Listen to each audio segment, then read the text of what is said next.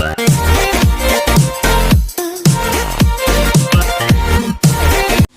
guys, so today I'm gonna show you how to use the Singer portable sewing machine. So I'll tell you first, I will see you first the parts of the machine, the sewing machine. So we have here the number one, the thread tension dial. This is a thread tension dial. Number two, the thread take up lever. This one, take up lever. This one, the thread take up lever. Then the thread cutter. We have cutter here in the sides. Yeah, in the sides you have cutter here.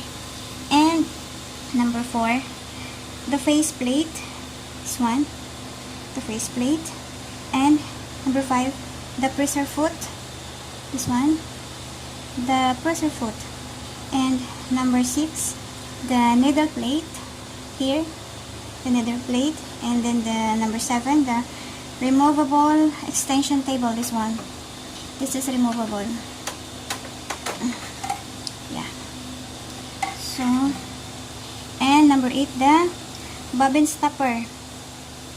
Bobbin stopper is this one. This one. The pattern selector dial. This one. Pattern selector dial, you can choose the zigzag. There are more pattern here. So I choose here the normal one. And number 10, the stitch length dial. This one. The stitch. I think this is the length of the stitch because sometimes if you stitch as too small, this one, the stitch, you can control here. If you want to make smaller or bigger than small or medium or what you want, it depends on the cloth. You can select here. And then number 11, the reverse sewing lever here. If this here is tangled, you can press this one to reverse. This one to reverse. If you have to, for example, you have to lock, then just press this one. Yeah, this is the reverse sewing lever. So next, we have the handle. May handle siya. Siya sa handle. That's why we call it portable. And then number 13, the bobbin winding spindle. This one. This one. Number 14 is the spool pins. Spool pins is one, the two at the back. We're gonna put our thread. So next, number 15 is the handwheel. Handwheel is this one. You can, if you will twist this one, the needle will move. And next is the power and light switch. This one here. Three lights. Free switch. Okay. And the main plug socket. So, I make already switch. Main plug socket is here. Here in the side. Had attached. And then the Presserfoot lifter. This one is the Presserfoot lifter. If you will pull this down, this one, the foot will go down. If you will lift up this up, the foot will up. And then the power cord. This one is the power cord. This one is the power cord. So I already attached. So we have to open. If you open it, it's gonna light. Now I will show the accessories, but the accessories I have now in my hand is only this one, the all-purpose foot, this one.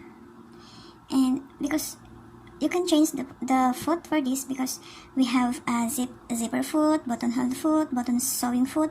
We have a lot of foot to use. It depends on how we use to sew, on what type of cloth we will gonna make. So I only have one, the all-purpose foot is here. And then the bobbin. This one is the bobbin, guys. The bobbin. So this is only I have left accessories. But we have a lot of accessories. We can buy it if you have to choose. And now I'm gonna teach you how to winding the bobbin. So this one, just put a thread,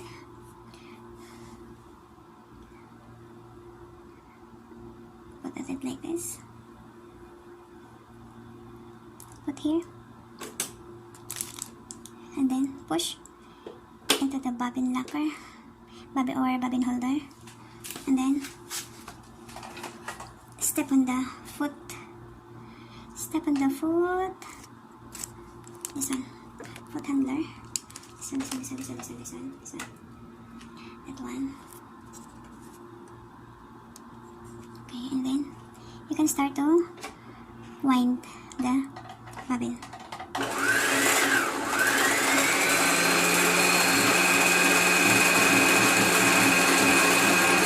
It's gonna stop if it's full already. So that's it. And pull. So you can use the cutter here in the side. We have cutter. So that's easy. So we have now bobbin with thread.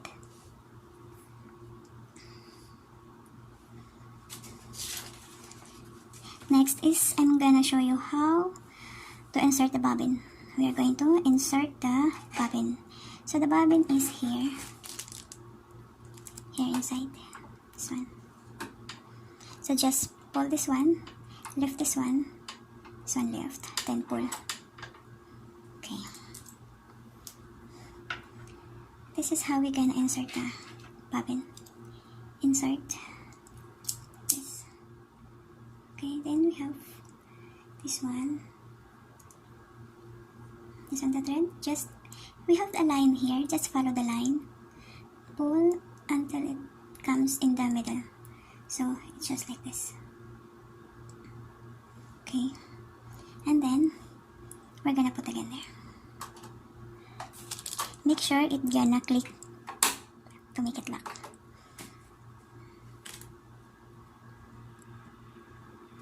And now I'm gonna show you also the threading the upper thread. How we gonna put our thread up. So we just follow the. We have in there have instruction here. Just follow the instruction here. This one, yeah, like that. Number 2. We have number 1, number 2, number 3. Like that. This is the hand wheel. Like that. Then number 5. And then to the needle. We'll put the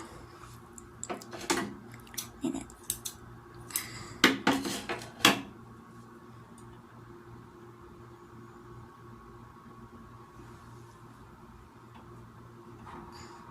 Okay. Like that. So we have our threading the upper thread. And then I'm gonna show you how to raise this one, the bobbin thread. This is the bobbin thread. The bobbin we put inside the bobbin. So just use the hand wheel and then pull. So it's go out. Then make like that. So that's easy. And then the thread tension, so we have to close this one. Thread tension is this one. So the normal, this is the basic tension setting, is the number 4 inches and cheese.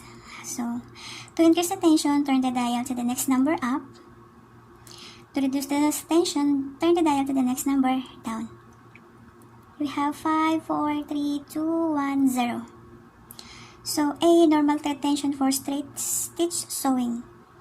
So A. We will put the number 4. B, thread tension too close for straight stitch sewing, turn dial to higher number. Thread tension too tight for straight stitch sewing.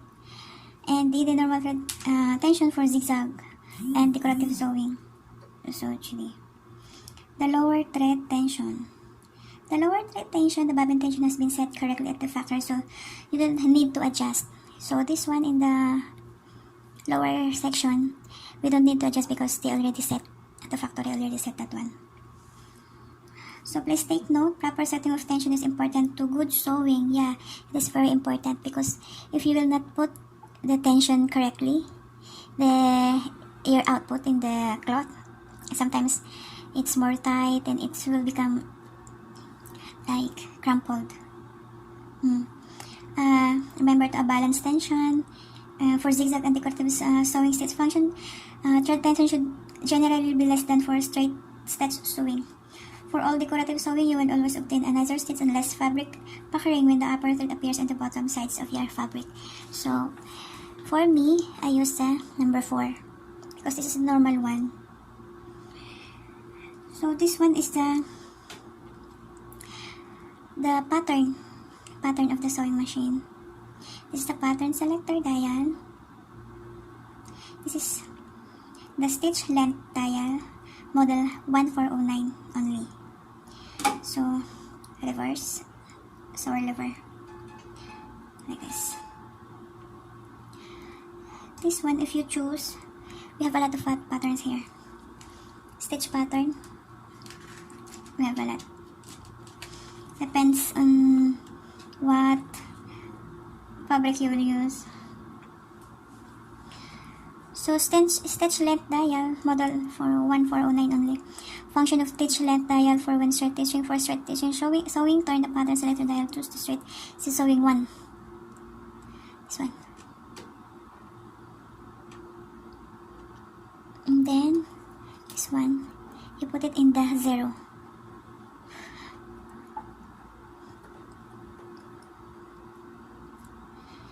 This one, if we will make a straight stitching.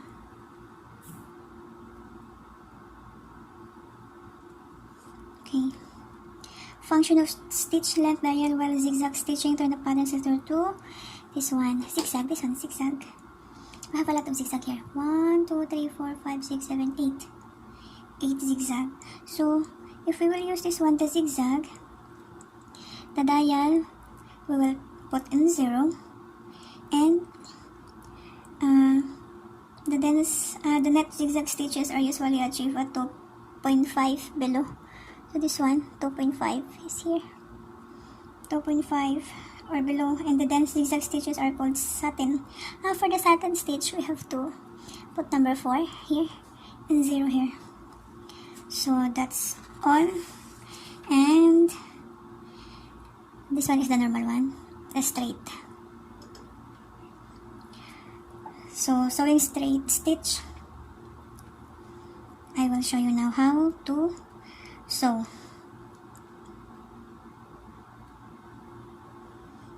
So good luck. That's all. Thank you, and see you in my next video on how I will sew. I will make a short or a jumpsuit or etc.